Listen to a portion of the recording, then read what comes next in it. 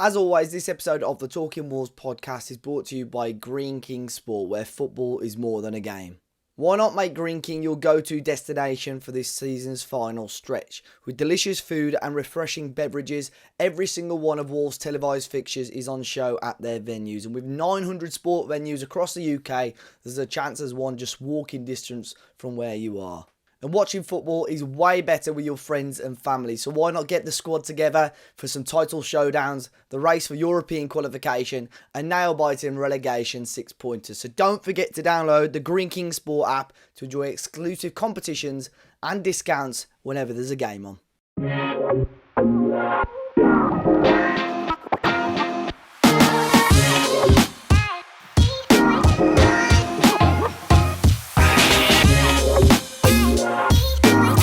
Hello and welcome back to the Talking Wars podcast. I'm your host, Matt Cooper.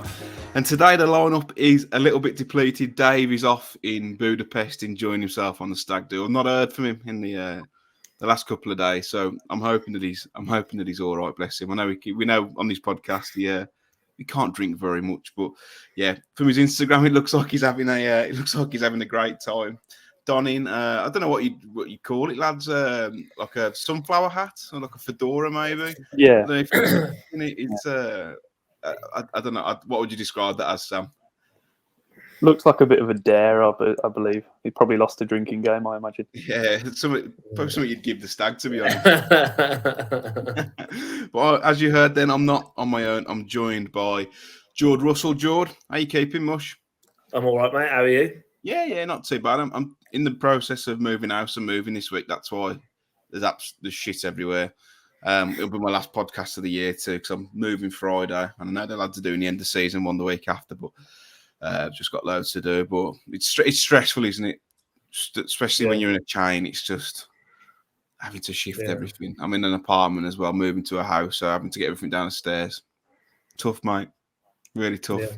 But also joined by Sam Beakin, who I can only describe as if Sam Ricketts and Tom Aspinall from the UFC decided to have a child. Like.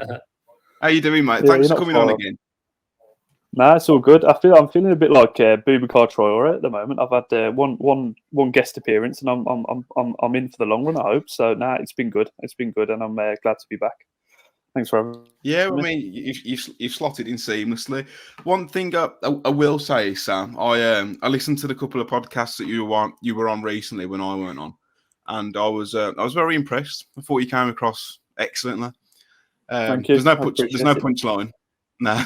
Well, there usually is. Yeah. I was sat there waiting. I know. We have quite a lot of guests on, but I think. Listening to you, I was really impressed. Perhaps because I agreed with pretty much everything you were saying. There's nothing like a good echo chamber. So. Natural pessimism, yeah. Exactly. But it's been another tough week being a Wolves fan. But I think, Jordan, I don't know, like I think we're in the same boat as well. It's like it's a tough week for about 90 minutes, and you just think, whatever, like not arse. Yeah, of course it is, and. I stepped in on the fans' rap for Dave as well this weekend because obviously he's out in Budapest wearing his shit gear. I'm going to feel really bad now if he's ordered all this off ASOS to go to Budapest and we're saying how bad it is. Yeah, but anyway, he's wearing some choice clothing. Let's put it like that. And like a lot of people on the comments are like, I'll say a lot. There's half the people agreed with me, and then the other half were like, you're very pessimistic, you're very doom and gloom, but. There's nothing to be smile, nothing to smile about in my life if it comes to Wolves right now.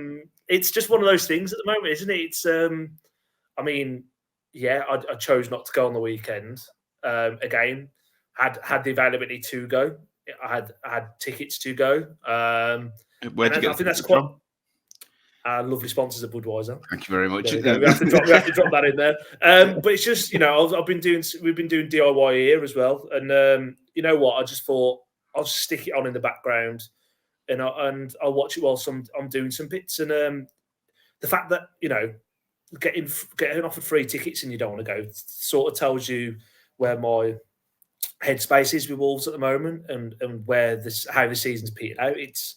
We're going out with a whimper, really, and what turned out to be, a really promising start. And I think everyone would admit that Gary O'Neill far exceeded expectations. I think it's fair to say probably still has where we come at the end, after the Liverpool game. We still have far exceeded that, but how it's gone since Coventry, it's been really, really poor. And I just fear that we might get a bit of a hangover going into next season, like we did under Bruno Lage. And yeah, it's not where you want to be really at all. Yeah, I didn't go either just because it was the last weekend I had before to pack everything up, and my missus works shift, so like we don't work like the same patterns. And again, I didn't particularly want to go anyway. I didn't watch the first half. I caught bits of the second half, but I have been back and watched it since. And I wasn't impressed. Palace at the minute are a team in form. I think Elise and Eze, not so much Mateta, even though he's in a rich vein of form. I think they are fantastic and could probably go and play for anyone, especially Elise. And I think he will this summer. Sam, but what were your thoughts on the game? Did you go? You're probably you're a little bit younger than Jordan, so you're probably a little bit more optimistic and wanting to go. Well, you say that. Yeah, I went because I had nothing else to do, to be honest. Thankfully, I had a haircut due straight after the game, so I left on 75 minutes as soon as Eze scored. But yeah, I dragged myself there for those 75 minutes, and like you said, same kind of sentiment. I was very unimpressed, to be honest. I think it was a performance that's been that of many weeks past, to be honest. I think they've looked like they're on the beach since I don't want to say since Coventry. There was a bit of a hangover since Coventry, I think, and then that's just followed through into we hit the magical 40 point mark, or 46 in our case or so, and they've kind of just sat off it and let. I don't want to give Palace too much credit. I think they're a very good team, and I think they're in, like you said, in a good rich vein of form under Glasner, and he's really turned things around there. But we sure made it easy for them, and I think that was the most disappointing thing. I think player for player, we've got an arguably better squad now. Anyway, even with now the injuries have come back, I think we've got a better squad than them. But it was just a team that wanted it against a team who didn't in a dead rubber game, and that's only going to cause for one result. Yeah, no, I think he's got them playing quite well. As you said, Wharton in the middle as well. He's someone who's getting quite a lot of acclaim. But I weren't impressed. And I know, was it a couple of weeks ago? I can't remember now, or maybe the last podcast we did. For me, it felt like we were just moaning for an hour. And I made it quite clear through the podcast, like, look, if that's how you perceived it, I'm sorry. We'll try not to have the same this week. We'll try and be a little bit more positive, but we'll touch on the Palace game as we are now and then Liverpool. But I think really the overarching kind of theme will be kind of reviewing the last kind of 10 games. Because, Jord, you mentioned the Coventry game. We were blighted by injuries. We were so close to getting into that semi-final. And that has really been the wheels falling off moment, in my opinion. Similar to the Leeds game a couple of seasons ago under Lage. It's almost like cut to the date, carbon copy of what happened, and after that we couldn't buy a win. My concern and kind of my peeve is, yes, we've had quite a lot of injuries, and I think we've been quite unfortunate that the injuries that we've had have all kind of been in the same area. So some teams might be losing the best centre half and the best centre mid, but we've lost like 4 out of 5 attackers, which is pretty unheard of. But every other team has had injuries. And I personally feel like, and I've mentioned it on the podcast previously, if Gary O'Neill keeps saying we tried to get the striker in January, we've got loads of injuries. For me, it's almost like making an excuse for the players to go out there, and if they lose, look at us, woe is me. I don't know if you feel like that. They're almost starting to wear a bit thin, if I'm being honest. Yeah, and it can do. And again, I used the analogy a couple of weeks ago. Like, he knew what the situation was when he got into the club, and it's like, he can't keep beating Fosun with the shitty stick. He knew there was no funds, or very little funds, this summer, and we were going to sell. And Fosun should have backed him in January. I feel, if what we believe to be led to believe is true, he wanted Brower in January. By the way, I hadn't even had a kick at Fulham, so God knows, it's been a real shit loan for him. I mean, if we'd have got Brower in January, I think he'd have been fine. I think we'd have been fine. And again, I think we'd have beat Coventry and we'd have carried on whatever our trajectory would have been this season, probably a top 10 finish the way it was going at that point. But you are right. I think it sounds almost like defeatist mentality. It's giving everyone a cop-out that, you know what, yeah, VAR's shit, the refs are shit, we've got injuries, all this sort of stuff. We can't buy players. It almost gives the players a cop-out, like you say, that, you know, bad performance or a bad defeat or a bad result.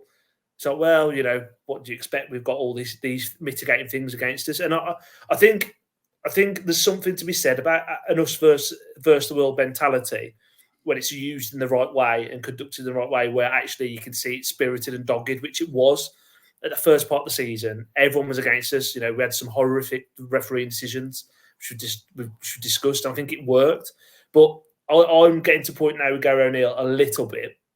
And again, I think he's had a very, very good first season with us. I'm getting to this point where I think he's almost getting into the no solutions territory a little bit, where he's saying the same things over and over again. And all of a sudden, the fans and probably people in the media are going, he said that last week.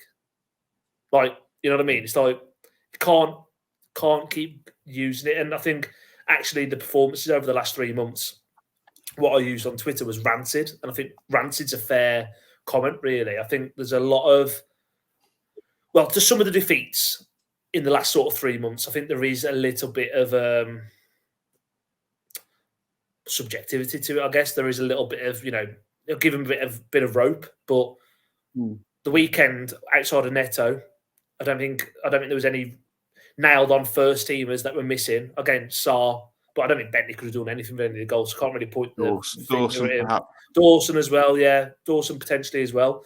Like, he just got tactically beaten on the weekend. And I know I've said it last week, Glasner's got Palace playing some unbelievable football. Elise and Isaiah could go and play wherever they wanted to, like you said already in the summer. But this Palace team, they were 14th before they played us the weekend. That doesn't scream to me a team that's like a very good team who we should be rolling over for and we should be getting battered against, really. And I do say that, like, they did batter us, like generally in that first half as well, especially. We made them look like Man City at times. And that has to be on the manager. That has to be how he's tactically set up, because I think when I saw the lineup, I thought he got it wrong with going with that Lamina, Gomes, Traoré flat midfield three, because too many similarities in that midfield, and it was just it was just poor. I thought it was poor tactically, very naive, and we got everything we deserved on the weekend. Sam, do you echo those thoughts, or are you still kind of in the camp of O'Neill being right to moan about it every week? Half and half, I think. I think O'Neill has the right to moan about some things, but those things came a lot earlier in the season. Similar to kind of Jord, I think I didn't agree with the lineup, to be honest. I think we gave Palace far too much respect off the rip. Not playing a Sarabia, and I know he hasn't been great, but not playing a Sarabia or a Tommy Doyle, it just eliminates our kind of attacking threat. I mean, unless you know, with those midfield three, they're brilliant ball winners. They bring brilliant energy. They're great in the tackle, but the distribution is, you know, leaves something to be desired, and I think that's something that everyone can kind of agree with. Brilliant footballers, but their passing isn't amazing, especially passing through the lines. We've seen a couple of good ones from Lamina, but it's nothing to write home about. And I think missing that gave Glasner less to worry about defensively. I think they've got a decent defence as it is, but it almost became a battle of, well, how are we going to break these lot down? And we kind of accepted that they were going to have the ball, and, like, you know, it could have easily been 3 or 4-0 by the 45-minute mark. And I think that was, in that sense, we were lucky that we only went in a couple of goals down. But yeah, battled hard in the first 10, 15 minutes of the second half, and then it just all unravelled again. I don't think the likes of Wang and Cunha are fully fit either. From watching them play, like Cunha, before the injury, you know, he'd pick the ball up and drive, whereas now he doesn't look like he's got it in him. It looks like, to me, he's managing something, almost rush back potentially. But it was just another it was basically a carbon copy of the performances we've seen over the last 5-6 games. I mean, we've lost at home to West Ham, we lost at home to Bournemouth, we've lost at home to Palace, all teams in and around us. I think that's something that needs to improve. I personally think, say, what are we now in the table? Are we 13th? 13th, I think. 13th, 14th. I can't. 13th. I'll have to go back to our predictions at the start of the season, but I think I said 12th or 13th.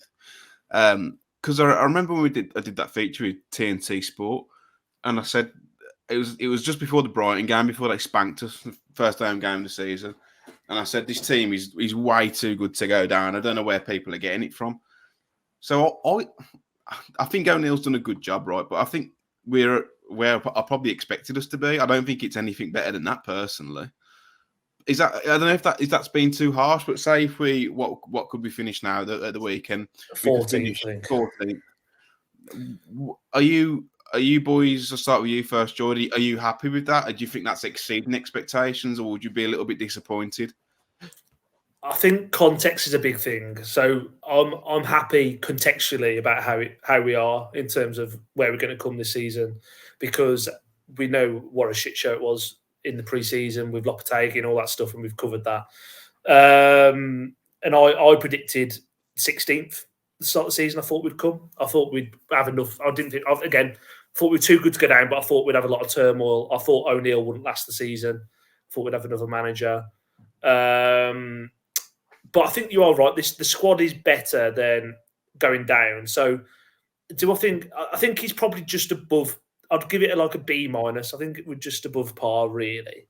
And I think it was end of January. It was looking like, A plus, like genuinely A plus for context and stuff. It's just how it's petered out, and it's happened to us a few times. Like say the last season. It's the exact same. Like Nuno as well. COVID, yeah. Nuno and COVID just literally hit March, and the wheels come off. That's because of these small squads we've got, and we haven't got the ability to rotate, and we pick up injuries, and injuries affect us more than other teams because we're playing with a core squad of 16, 17 players. Yeah. So I think the 1-11, we've seen it. We beat Man City. We beat Tottenham at home. We've competed with Liverpool first half. We should have been 2 or 3 up in that game. We can compete with these teams. It's just the depth in there, which we know. I think O'Neill manages his kind of image and public perception very well in these press conferences, and I think that's probably one of the reasons why he goes on about it every week. I think he's letting people know, because he's a bit of a media darling, isn't he? Everyone always says, Gary O'Neill's doing a wonderful job, and he has done a good job. I'm not bashing him, but I think that's probably why he says it, Sam. So it's almost like, look, this isn't on me. I've got no players. But the last 4 or 5 games, they've had that, and it's, if anything, it's got worse. I'm not concerned, but I think I'm a little bit scarred from the Bruno Lage ending, because we all know how that Bruno Lage season started next, and then it doesn't feel like that, because it was desperate, wasn't it? It still feels like there's a real togetherness with the squad now, but I just think I'm a little bit kind of in the back of my mind. It's there a little bit. I don't know if you feel the same. Perhaps I'm being a little bit negative. No, I don't think you're wrong to think that way. I don't think you're wrong to think that way purely because it's we've had our hands burnt before by the same kind of pattern of games, and the kind of, it seems to happen. I can't remember the last time it didn't, but even after the first season in the Prem, the season where we got 7th, but we bottled Europe and lost to Chelsea on the final day. From that point on, it just seems the last 7-8 games of every single Premier League season have been dire.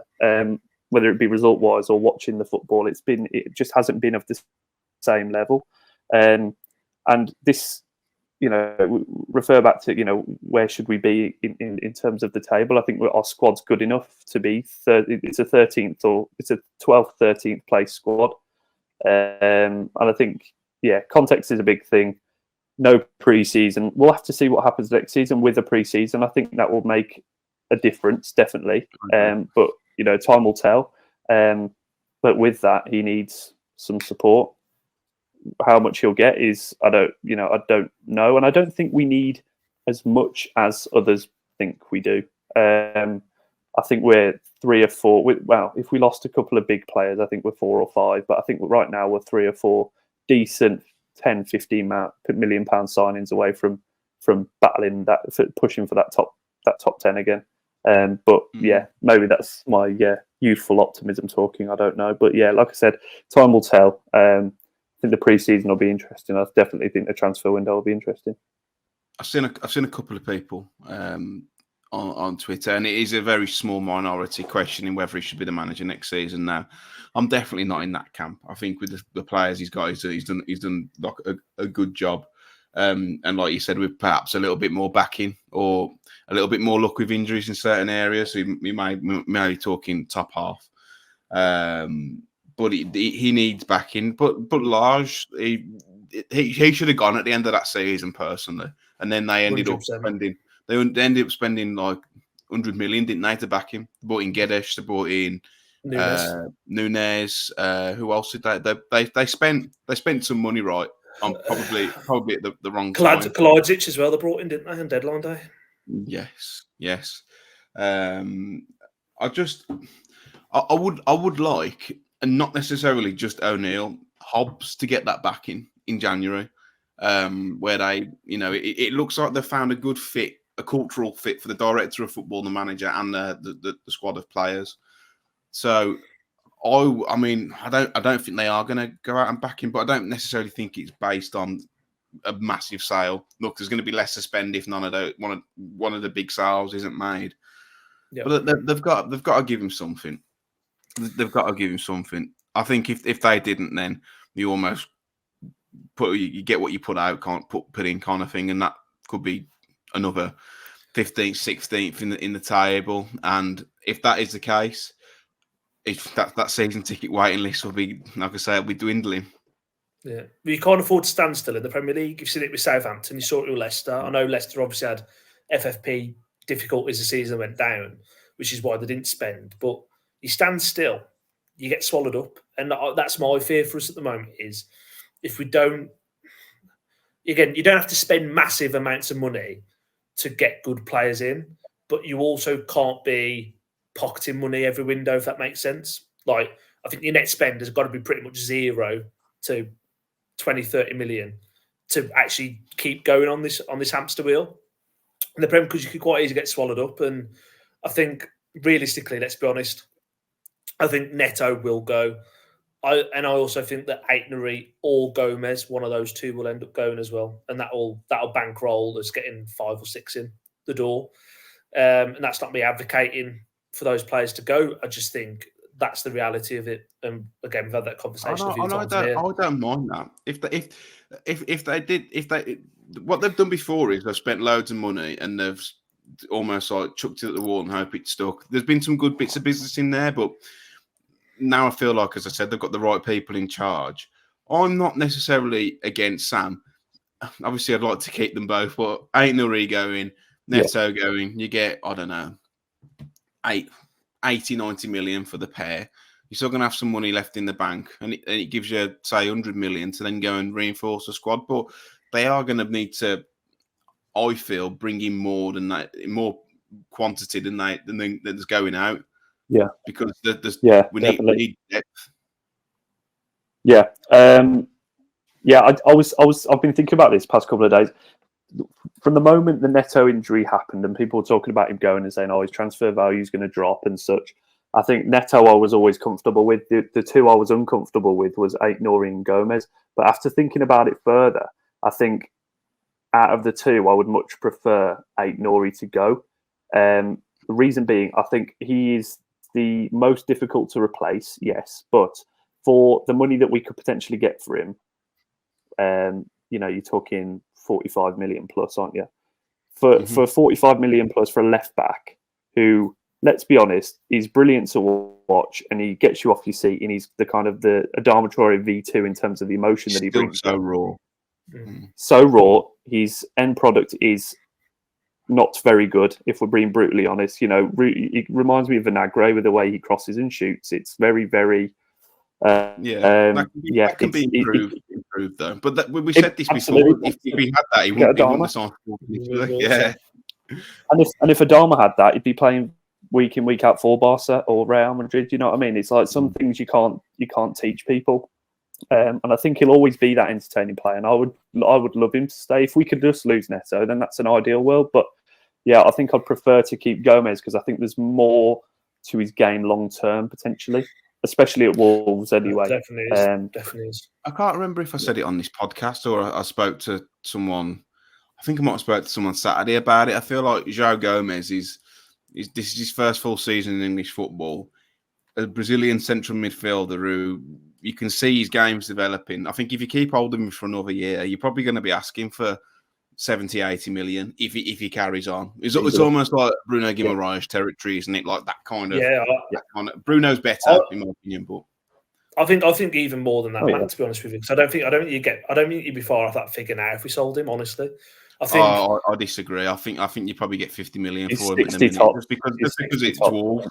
But yeah, maybe. I just think you look at him. Like for me, I had this conversation in the week actually with Harry Gill, who does our Fans React, and I said, João Gomes. If I was Wolves manager, he'd be the first name on the team sheet. Forget Lamina, forget anyone else. I'd stick him there. Like for me, he's our most important player. I genuinely believe that, and I think you actually if you put him around better quality players, you'll see the talent of him. I think that Brazil friendly against England, he was the man of the match by a country mile. Country mile, like absolute, like midfield, like in England's midfield, the Bellingham and Rice and all that talent was on that pitch that night. He stood out. He was for me, he was the best player on the pitch. So I agree. I think if we can keep him for another 12 months, I think you'd be looking way north of 80. But I think we would possibly get more than 50 this summer for him. But again, I could be naive in thinking that. It could be me being a bit biased, but I think he's worth a bit of money. Go on, Sam. Sorry. Yeah, he's we've seen it recently. After that England, we saw just before that, after that England game, we saw the Brazilian fans saying that they don't want Casemiro near another squad again. He single-handedly pushed out Casemiro out of that squad. Now, I know contributing factor is Casemiro was dreadful this season. He hasn't been good at all, and it's been a waste of. I mean, this is United spending, so it's 60 million down the drain, and that seems like it happens twice a season for them. But if Casemiro, an aging Casemiro, 60 million, but if we're being realistic, more maybe 40, 45, I think 65, 70 million right now for him's absolutely fair. They're not taking Casemiro, are they? They're taking no. Copper America, not Copper America.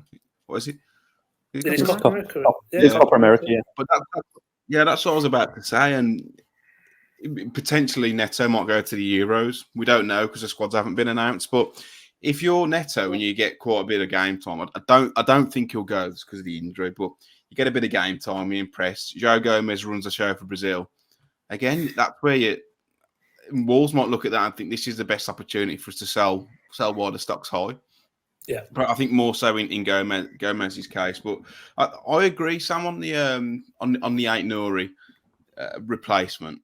Yeah, I don't think you'll replace that star factor and that just technical ability on the ball. Going to be able, almost like escapologist in tight areas. I don't know how he does it, but I think in terms of how we would like to play, in terms of a direct fullback who's safe in possession, because you see the drop off when Hugo Bueno's there, especially when Totti's on that side. Teams target them. When Ait-Nouri's on that side, they don't because they know he can get out of it. I think you replace him adequately with 20 million. The lad on loan from Braga, was it Gomes? Left back. Estoril. Would be. He could play both sides. He's right back, really, isn't it? Yeah. Wolves do really like him, but it's whether the money's there for him, which is annoying. But yeah, hopefully those players can go to their respective competitions, and for our sake, if they are going to go, it adds a couple more million onto the price tag. But just touching back on the Palace game, I was obviously watching it on the box, caught the second half, and I know we were 3-1 down, but got to 90, 91 minutes, and it like panned out and I thought, fuck me, it's empty. It's empty, and we're meant to have and I dubbed it the lap of appreciation on Twitter. Someone commented saying lap of appreciation. I was like, well, it was either that or lap of honour, and I think it's probably a bit more appropriate than lap of honour. But did you stop behind, Sam? I know. Look, you've just been pumped 3-1 at home by Palace, but I expected more people to be in there. I wouldn't have, just for context. But yeah, I said earlier. As soon as the Eze goal went in, I was on my way out. I was already halfway down the stairs. Yeah, it's fine. But yeah, it was. I mean, in the back of my mind, I had a haircut to get to, but that really wasn't like I wasn't going to stop anyway, even if I didn't. You know what I mean? Like it was one of those. Like I probably wouldn't have left on 75, but I probably would have left on 92. You know what I mean? Just to beat the traffic, because I'm sat right at the top of the North Bank, and if you wait till the full-time whistle, you're stuck there for ages. So I was like, I usually leave with like a couple of minutes to go to get into the concourse. But yeah, it's I wouldn't have stayed anyway. But like I saw the pictures afterwards on Twitter on the way home, and I was like there's been about 2,000 people have stayed to watch this. Like it was like. Damning, really, and I don't think that's because of. I don't know. I don't know what to put it towards, really. It does feel like, and some fans may say that's not how I feel, but for me, it feels like the fans can't really be bothered. The players, the last few weeks, there's nothing to play for. Can't really be asked. Some of them have potentially got eyes on international tournaments. It almost feels like. Neither of them can be asked, but they're just almost like going out of habit kind of thing. That's how it's felt. Yeah, I don't think the weekend helped. Obviously, the result for one, and the manner of it, especially when Eze got the third goal, it was pretty much game over at that point. Defensively shocking again at the weekend. Absolutely. You can touch on that in a minute. But it didn't help. It was 24 degrees and it was beaming hot sun, and people thought, you know what, I'm going back to the pub. I generally think that's what it was. Yeah. But going back to the defending, because I will bring it up now, because we need to have a conversation about it now. Like, I know there's people that have staunch Kilman fans, and I know there's people, Dave more so, who really rate Totti. But if those two are playing in a back four for you as your centre halves in the Premier League, you're going down. And I'm saying that very candidly. They got pulled all over the place on the weekend, and the third goal, lucky for you. But the third goal epitomised it for me. Like, Totti's come out to the halfway line pretty much, and at that point, you've got to take the ball and the man. You've got. If you're not going to get there, you've got to clatter everything, take everything with you, get a booking, stop the play. He's done that. He hasn't done that. Sorry, the ball's been laid off, and the Kilman's in a bit of a. Kilman, he's retreating. He's got nowhere to go. To be honest with you, a bit flat-footed. The ball's gone through. He's put his hand up, like to try and play offside. I'm like, well, why are you trying to play offside? You're retreating. There's no possible way he's ever going to be offside. And it was just for me. It was very. Yeah, it is. No, it is habit. It just that third goal for me, as good as Palace were in that first half, that third goal for me is pub football at best. And like Totti looked like he had grown up playing rugby all his life, as we knew he had. Like, actually, I think this season has come on leaps and bounds. But yeah, I don't think he can play. Is that what you're saying? You know what? I think in a back two, yeah, I think he's still shit. I think if you're playing a back four, I would argue that Totti's best position is left fullback, as a no nonsense fullback, as it would be on Football Manager. Like, he's a square peg and a round hole. I don't think him and Kilman are good enough together to play Premier League football. I think with different playing partners next to him, potentially, yeah. But I thought they were really bad on the weekend. I've said it many a time on the podcast. Your central defence is literally about partnerships. You could be the best individuals, but unless there's that partnership, then it's pointless. I think Kilman does need. He's still fairly inexperienced for someone of his age in professional top flight football. Perhaps he does need someone alongside him who's a bit more wiser. I don't particularly like Santi Bueno in there either with Kilman. I've said it before. I've watched Santi Bueno play, and I don't know whether he's good or he's bad. Like I just don't know. But I think the stick that Kilman gets is, I think, a little bit unjust, and I think people are putting too much emphasis on the armband because, in the grand scheme of things, it's a piece of fabric. It means fuck all. You've got your leaders on the pitch. If you strip him of the captaincy, which people are asking for, the only thing that does is rub him up the wrong way and potentially rub other players up the wrong way. Gary O'Neill didn't make a big deal of it when he come in and Kilman was made captain. He didn't even announce it. Someone had to ask him, "Who's your captain?" "Hi, it's Max." Yeah. Like, managers and players, personally, I don't think they put that much onus on that armband. I think it's just materialistic nonsense, if I'm honest. Because he's not the most vocal, fans will dig him out for that, and I think it's something he needs to improve on. For me, if you say like who should be your captain, it wouldn't be him. But I think, Sam, if you are going to strip him and he's still here, I just think it's just the negatives far outweigh the positives of doing that. Yeah. The whole captaincy argument. I mean, I've been critical of Kilman a decent portion of the season, and it's not because of I don't want him to be my captain. I'm not that traditional with my thinking. I think there are better leaders in this team, and I think that on the most part they usually take a hold of the game, like your Laminas and your Cunhas. Exactly. And I think what I've been most critical of him about is that vocal ability. What captain's armband or not, as a centre back, and I don't care whether you're a 3 or a 2, one of you needs to be vocal, and it's not going to be Totti. So the moment you've asked Kilman to be, and Nelson's next to him in the past couple of games, who's not going to be vocal as a centre back, it's not his natural position. You need someone to stand up. And in that situation, Kilman needs to be that guy to stand up. And that's where I've been critical, is the fact that he hasn't been that guy. Now, we saw after the second goal, there was this little huddle that we hadn't seen all season. And I didn't actually see who was the one who brought it together. There were conflicting arguments on Twitter and stuff. Some saying it was Gomes, some saying it was Kilman. I think Judah said it was Kilman. But I didn't see it. But I just thought it was, if it was him, then fair play. I think that's a step. But yeah, it's like you said, it's not the captain's armband doesn't matter, but I think group responsibility is a big thing, and I think a lot of people need to stand up and accept their own wrongdoings. And I think Kilman gets a lot of pelters, and he even liked a comments on his Instagram from yesterday saying, "I'm seeing a lot of noise around you. Just know that doesn't reflect the fan bases." Yeah, and I think that it clearly does get to him. I think it does, and I think he's obviously a really nice lad. I think comments like that would get to him, but yeah, partners are needed, and I think we saw with Dawson, when he's got the help, he's brilliant. He can be, like, start of this season, he was immense. And I was really, really impressed. It got to a point where I was really impressed with him. But yeah, he just needs that helping hand, I think.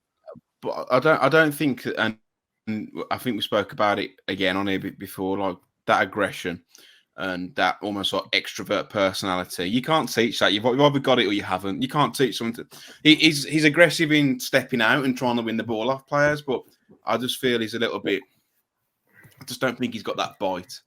But you don't necessarily need it all the time.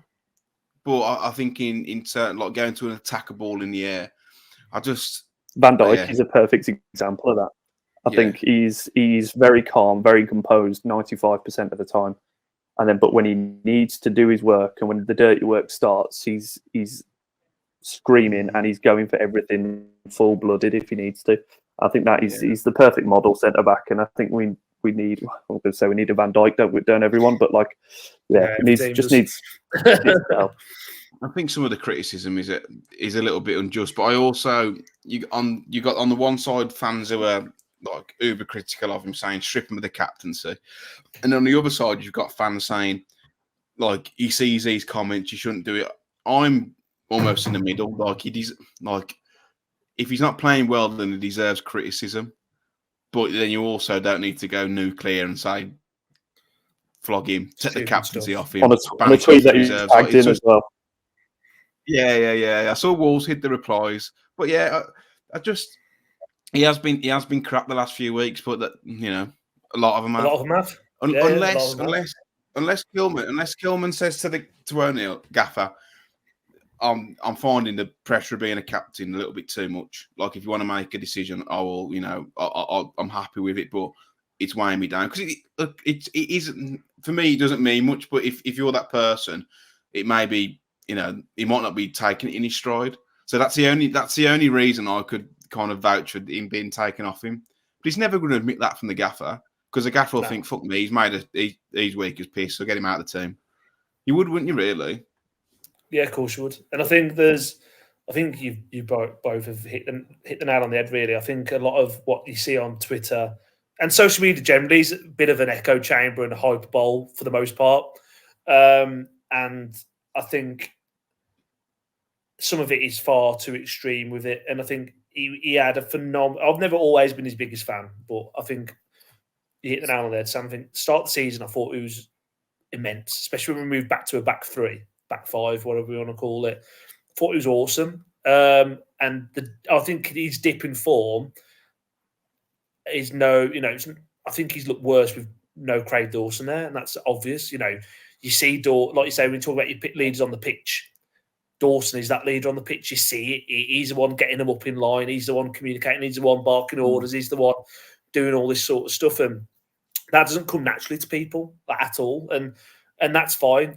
Like you say, with the captain, you don't necessarily have to be the biggest mouth on the pitch or whatever, but to some fans and some old school fans, people do want to see that sort of person who's shouting and screaming, in people's faces and whatever, to be that sort of captain, that leader. But Cody was that captain, and then he got dubbed shouty, man, so you can't have it both ways.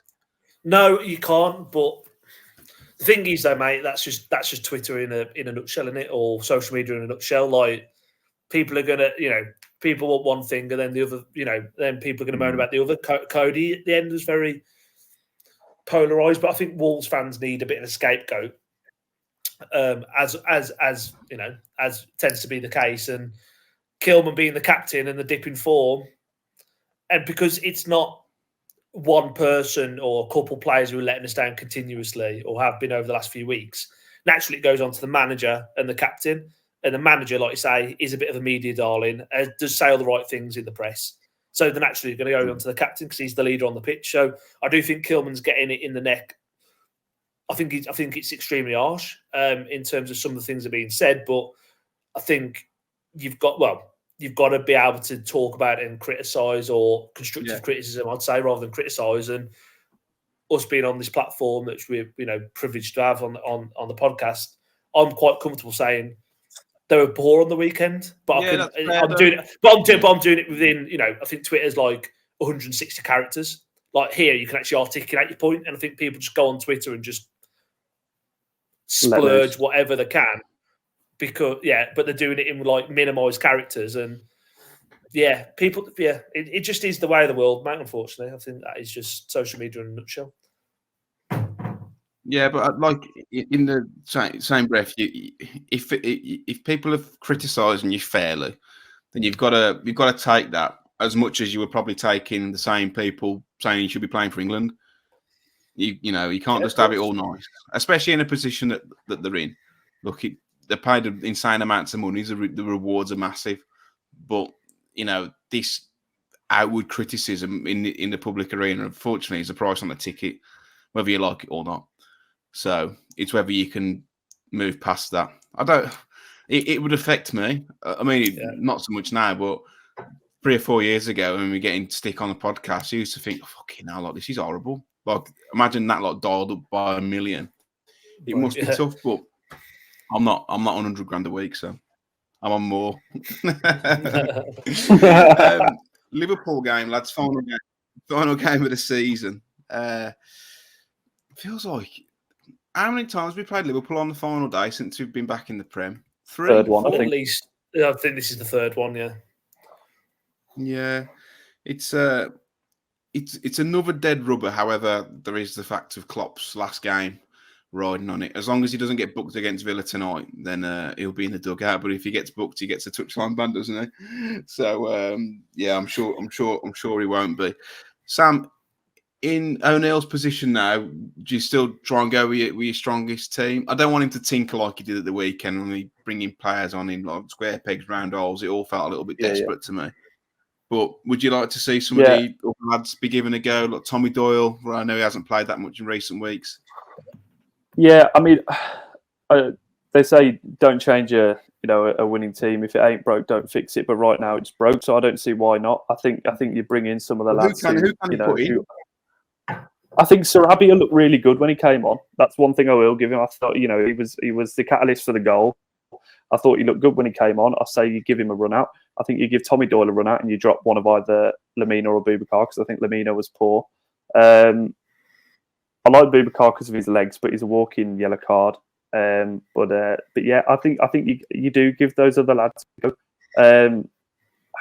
It's tough, isn't it? Because you want to end the season high and take a bit of momentum into next season. Like if you're the team to shit on Klopp's, farewell parade, that would be really good. No fist bumps at Anfield and just some sorry waves with a crying face. That would make my weekend. But but at the same time, it's like, I don't know. You want to give some other lads a go, and it's about finding the balance. Whether it doesn't mean anything for us really. I'm kind of past the point of caring, but it would be nice. It would be nice to see a result in the final day, even if it was a nice 2-2, 3-3 draw. Entertaining one would be good in the sun. I also don't think, Jord, that I know that they've faltered in the last few weeks, but I don't think this Liverpool team are going to let Klopp go out on a loss. I think that they'll just want it more than Wolves. So I'm a little bit nervous. I'm not going. I will be watching it though, but I just feel like they're going to give him one last send off and they're going to intensify. Yeah, I think if they're still going for a league title, it would be even worse. But I think it'll be like a cauldron going in there on Sunday. I think it'll be loud. I think, honestly, I know. I think they could give us a right pasting. If I'm honest with you, if we're not at it 100%, they're going to be blind for blood. They're going to be they'll be wanting to get the score line up as high as possible. I obviously don't want it to be this way. I just feel like there's going to be so much emotion, and Klopp's going to be, like say Sam said, like it will be fist pumping the crowd. It will be getting them going. All the players will be getting them going. I just think it's going to be an absolute cauldron. And I'll just quickly check when you were talking there, the on Sky Sports Score Centre to look at the odds for us. We're 18-1 the weekend. I think Liverpool are 1-8. Liverpool are 1-8 to beat us, and that tells you everything you need to know. Like it will be like a cauldron there. They're not going to let him. They're not going to let him go off lightly. And I think if they get a quick start, I just fear the worst for us. I really do. Yeah, I'm not looking forward to it. I normally go up because I've got a lot of mates up there, and I mean the match itself just gets in the way. But because of moving house, I'm not going to bother. But I'm sure those going up. Hopefully the weather holds up. Weekend in Liverpool on the piss. I'm sure fans will have a good time. But I'm just going to move on to the questions, lads, because just took a note of the time there. We've had loads on Instagram. A lot of them are fairly similar. Some of the stuff we've already covered. Someone's asked around season ticket prices, when they can be expected to be announced. Now, we were speaking about this earlier, Jord, weren't we? It seems very late compared to previous years. We think that they've not announced it with, and I think it'll be after the Liverpool game. They've not announced it before the Palace game at home because they know with the supposed increase what the reaction would be. Yeah, for sure. And I think, and I don't know whether, I think I got told it would be today at 9 a.m. as of Monday morning, and that hasn't happened as time recording. So it might be on the release of the podcast. But I think it's no secret that prices are going to go up. I think I'd be shocked if there weren't. Now I know there was some sort of fan survey I think that was sent out. Wasn't there a couple of weeks ago, Matt? Or was it last week? Yeah, the fans' parliament were trying to put like something together by last Tuesday, and I think the club are honestly just playing lip service to that. Of yeah, we're listening, but it was going to be 12, but we'll give you 11 instead. You know what I mean? It's just one of those things. I think, let's be honest, I think I'd be shocked if they froze them. I think anywhere between 8 to 12%, which is what we've heard previously, would be fair in terms of what we're expecting. And yeah, I think if we'd have beat Palace, the season ticket prices would have come out. I think they're waiting for a bit of good news. And I was sort of half expecting, and again, I think we need to touch on it, like that real powerful video that Reaper did, and with the club, and the sentiment that got, and fair play to Reaper for doing that, and whatever. I thought on the back of that we might get that in terms of, because people are saying I love my club, I love this, whatever. Then you go and lose 3-1 to Palace, but I was expecting it. I was honestly expecting it. I think if it's not Tuesday morning, I would imagine they'll probably wait till after Liverpool at this point. Yeah. When you say, just to clarify, you said it'd be 8 to 12% increase, which you think is fair. Do you think it's fair that they're going to do that, or?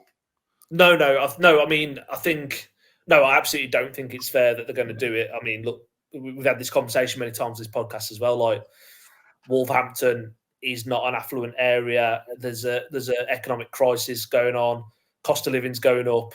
It's just, I think it's the club will see it as fair because everything else is going up, and inflation on everything else is going up. And I also feel like football clubs have got this power on fans, not just Wolves, no matter who you support, where they know that sentiment will get them over the line with a lot of this stuff. And if they put season tickets up to £1,000 a season, they would still sell season tickets because they're prying on people, knowing that, if I give up my season ticket, what else am I going to do in my weekend? Football is everything to a lot of people. And as I've got a bit older, it still pisses me off if we go and lose like we did against Palace, but I don't let it affect me as much as it used to. So I just think the club will play on that sentiment of fans, and whilst there's a waiting list, they're going to keep putting the price up.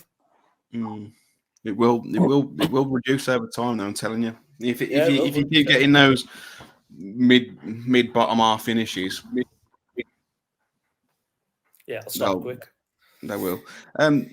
H. Davis asked, Ben Southwood has asked, do you think with O'Neill in charge we'll look towards the Premier League focused transfer window? I'm going to flip that on its head and say, do you think he could be almost focused towards Championship? Because we've seen over the years there is massive value in the Championship. There's players in the Championship that would come into our squad and really improve things, but we never seem to utilise it like other clubs do. You probably pay a little bit more than you would from, I don't know, Portuguese league, but there's the transition's not as big, and there's some real quality in the Championship. There is a lot more footballing quality than there used to be of that 5-10 years ago. I think with the Championship is kind of turning into a mini Premier League in the sense that these top 5, top 6 clubs are playing some really decent football. And as a result, you've got some really, really decent technical players as well. Whereas it used to be, who's the toughest, who can deal with the most long balls and that type of, channel football.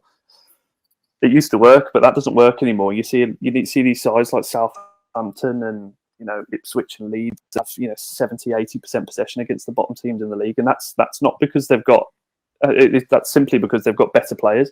So I think it's a market that we really do need to dive into. And one, like you said, that we haven't in the past. I would like to see it personally because we've seen with buying some of these softer European players, so to speak, that they're not often ready for it. It takes a year to embed. It takes a year and a half for them to be comfortable and trying to find some decent performances out of them. Whereas with the Championship, they come kind of rough and ready, despite some of them being really kind of, they might be small, they might be, little South American 10s that were great with the ball at their feet, but they've had a year or two of it rough. You know what I mean? They've been bullied around, and we saw it with like Grealish when he was at Villa as a kid and stuff. Like it just made them a better player because they could deal with it. There's less rolling around on the floor, and I think it's definitely a market we need to delve into, and one that would be a shame if we didn't.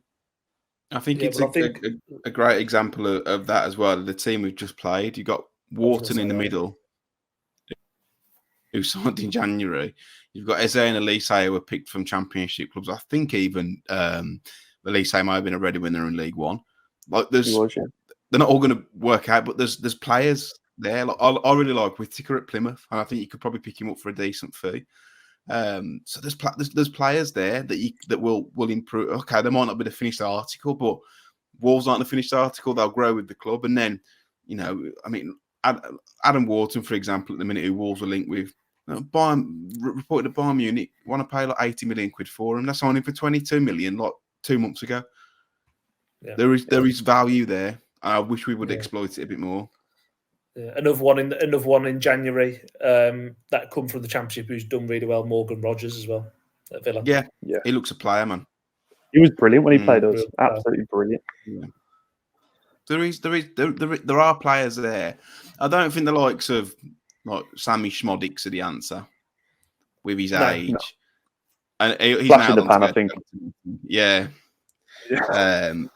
But I think there is quality in there. Just have a look at some other questions. LT Crocker has said, "Do you think Chiquinho and Mosquera will be around the first team next season?" I personally think that they should be. I like Chiquinho. He's direct. Mosquera's having a great season in Spain. The only concern with Mosquera is he's made it very clear that he likes the sunshine. He doesn't want to come back, but Wolves own him. He's going to have to toe the line. Yeah.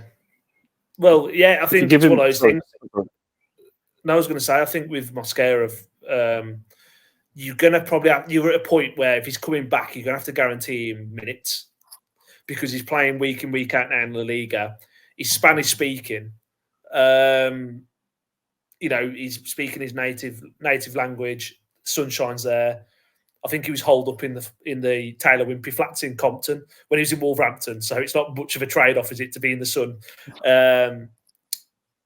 in Villarreal? And I think he's at a point, like, he had a really good season for Cincinnati, wasn't it? I think he was in the MLS Team of the Year. He's gone to Villarreal. I think he had one bad game, didn't he? Was it against Marseille in the Europa League, I think? And then he's just been brilliant since, from everything you see online. So I think Mosquera would come back. Well, if he's coming back, we've got to guarantee you playing him, or you've got to guarantee him minutes. And it's whether O'Neill wants to do that. I'd be interested to see him. I'd like to see him because we've had him at the club in the under-23s and out on loan for a few years. And like for me, I don't want it to be like one of these missed opportunities like we had with Pedro Goncalves when he just went to Lisbon. Like we didn't actually get to see anything of him. I feel like with Mosquera, if we let him go now, we might regret it. I think he might end up going on another level. But if Villarreal turn around to you, Sam, and say, "Is 17 million for Mosquera," what do you do? Good question. Because that's probably about 5. Yeah, I don't know. I'd really like to see him as part of that back three. I think if you got someone solid in between them, Dawson out of that kind of Dawson ilk, you have Kilman off the left and Mosquera off the right. I think Mosquera's really, really good, and I think it would be interesting to see. Problem is, do you wait too long? If Villarreal offer you the money straight off the rip after the end of the season and go, yeah, we want him now, no questions asked, or they're happy to wait and wait and see what pre-season says. Personally, I would like to see him, but I think 17 million is a lot considering what we paid for him. I think it was one of those steals from Matt Hobbs when he was down in South America. And I think the profit on 17 million is a good fee for a player that we haven't seen much of. I think that's what it'll take to get him out of Wolves. I really do. 15 to 20 million. Otherwise, what's the point? But Big Pops has asked, and the final question: rumours of no money for the first team again can't be true, surely. You're never ever going to get a manager come out and say, "I'm looking forward to the summer because we've got a gazillion pounds to spend." You're not, are you? And I think Wolves have always, whether it's the manager, and perhaps it's true, have pled poverty. We've got no money to spend. We're going to have to be really shrewd because as soon as you start showing a bit of leg, like, look, we've been told there's money to spend, you're going to be paying a little bit more for your players.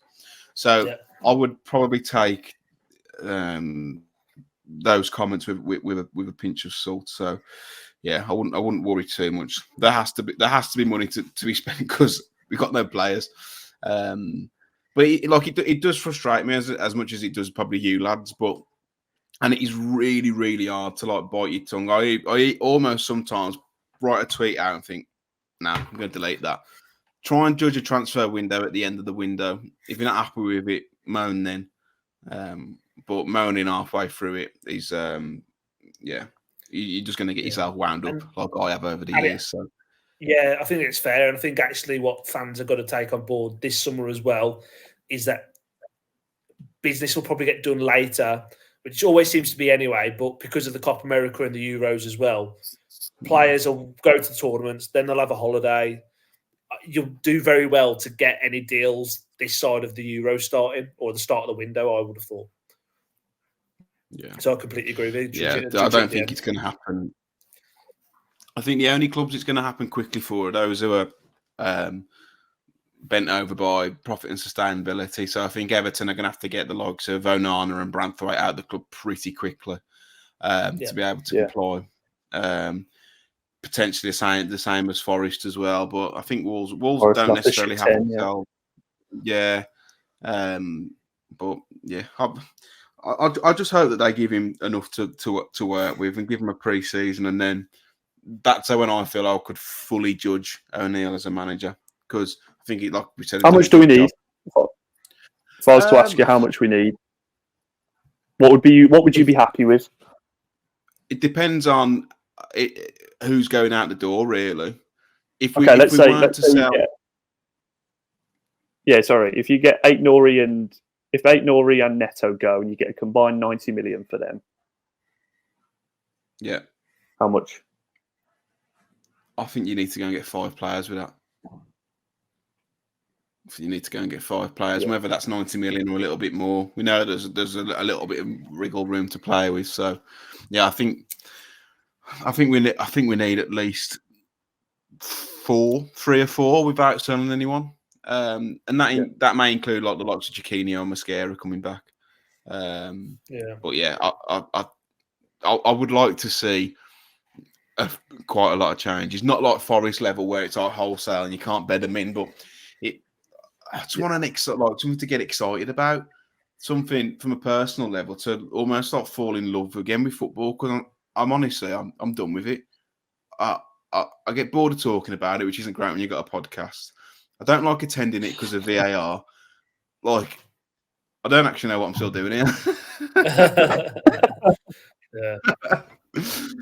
But and I have seen a lot of it on social media. Like, I'm not the only one in feeling that. Like, a lot of fans just think, oh, what's the point? Like, we're not going anywhere. There's no ambition.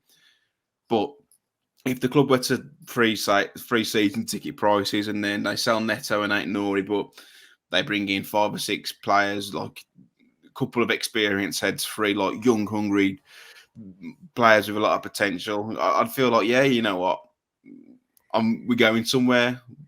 I feel the connection, but I'm just not bothered. I'm just not bothered about my football club at the minute. Sad, innit, really? And Jord, I think you probably feel similar, don't you? Well, I have done, yeah. And I've said that's why I didn't go the weekend. I just think the season's petering out a little bit. And like, I'm getting into my golf big time at the moment. Like, I've got a choice at the moment to go and watch Wolves play Crystal Palace or go and have a round of 18 holes.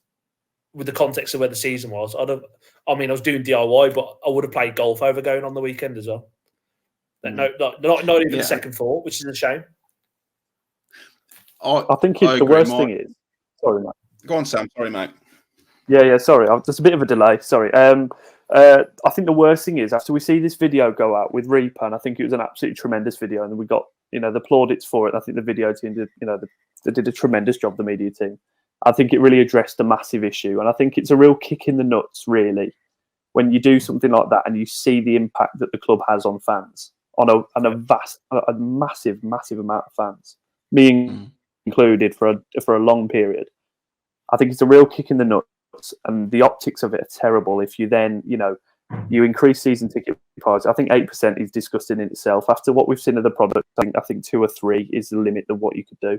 I think, and then to not back a manager, it's as bad as it gets. And I think, yeah, Matt, you talk about it all the time, own goals, and these owners are the kings of it at the moment. And I just hope that changes, because it does mean so much to people, in this local area, and even those,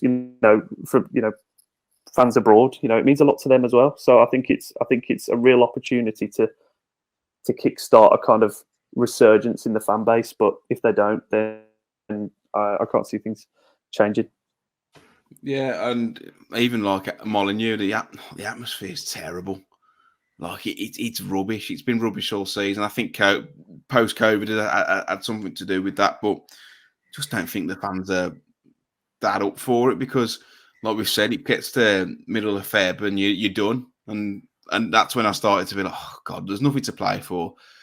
Kind of, go and see family or friends instead. But it's not the same for everyone, and for perhaps I'm quite fortunate in that respect. But for a lot of people, football is the means to an end. You work Monday to Friday to go to the football on a Saturday, and I think that video that Wolves put out with Reaper was fantastic. I had put a tweet out. It was good to see the club tackle that head on in such a poignant way, in such a captivating way.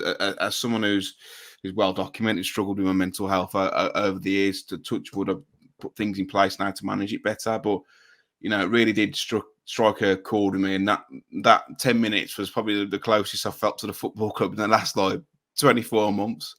But just on that, I still do get a couple of people, because I'm not scared to talk about it, very well documented, but a couple of people still message when they're struggling. And if anyone else is, please, I might not be able to fix your problems, but please feel free to reach out. I'm sure I'd speak for both of you on that behalf. And I know Dave's had a pretty tough year himself and has struggled. And, Dave is very good at talking to. Especially when he was going through a tough time, we used to catch up every day to see how he's getting on. And that's what you need to do. Ask your mates how they are. Ask them twice.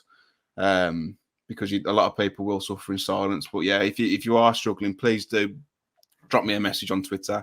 Can't promise I'll fix anything, but I'll be there to listen. But yeah, I think we'll leave it there. But Sam, thanks ever so much for joining again, mate. It's been a pleasure to finally do a podcast with you, and I've really enjoyed it. Where can people find you should they wish to follow you? Yeah, absolutely. Likewise. Beacon WWFC on Twitter. So that's BEEKEN WWFC, because my surname's weird. Jord, where can people find you, mate? Jord Russ 7 on Twitter, Instagram, and Jordan Russell on the LinkedIn. I don't think it's been shouted out for a few weeks, so it hasn't. The LinkedIn needs to be shouted out every now and again. There you go. So yeah, LinkedIn for all those professionals. Sam, go on, plug your LinkedIn, mate. If you need any comms work. Samuel Beacon on LinkedIn. Yeah, there we are. Connect with me. M Cooper Writes on Twitter is myself, or Matt Cooper Bites if you're a fan of Curry. One of the questions actually, George, was when is the Talking Wolves Come Down With Me happening? We'll try and get it done in the summer. Yeah, I think it must be a summer special. Yeah, we need to get it sorted. We'll try and get it done. But this is my last podcast for the season, with the lads doing the end of season one next week. So I just wanted to say a big thank you for everyone who's watched and viewed and reviewed and commented and contributed. It really is appreciated. It's been another tough season, but we've managed to get to the end. But honestly, it really is appreciated. Even if you're in the comments calling me a twat, thank you for the engagement. I tend to agree. You don't need to tell me I'm one. That's such a missus in the chat, isn't it? Yeah. On text as well. Hurry up, you twat. Yeah. That's what it all is. Spouting bollocks again. But yeah, until next time, hopefully we've got a small crumb of comfort from beating Liverpool at Anfield. Can't see it happening, but yeah, until next time, have a great week. Try and enjoy the sun, even though it's absolutely pissing down outside. But until next time, look after yourselves and take care.